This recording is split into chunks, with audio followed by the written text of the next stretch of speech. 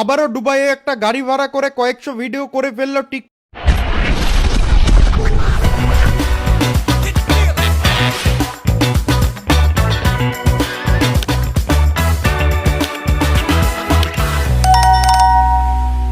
অপু নামে একজন দোচনা।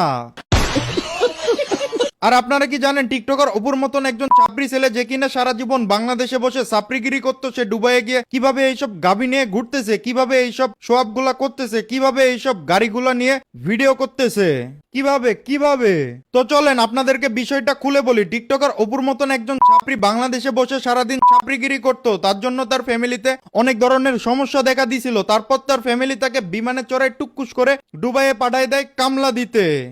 কিন্তু এখন সে কি করতেছে, তার ফ্যামিলিকে কোন রকম সাপোর্ট না দিয়ে দুবাইয়ে বসে এইসব সাপরি মার্কা ভিডিও করতেছে, মেয়ে নিয়ে টাঙ্কি মারতেছে, অন্যের টাকায় ভাড়া করা গাড়িতে ছবি তুলে ভিডিও করে শো আপ করতেছে।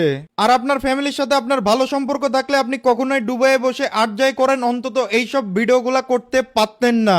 ঠিক আছে। वाह क्या बात है आपू दोचना, तेरे से बड़ा दोचना मैंने जिंदगी में नहीं देखा।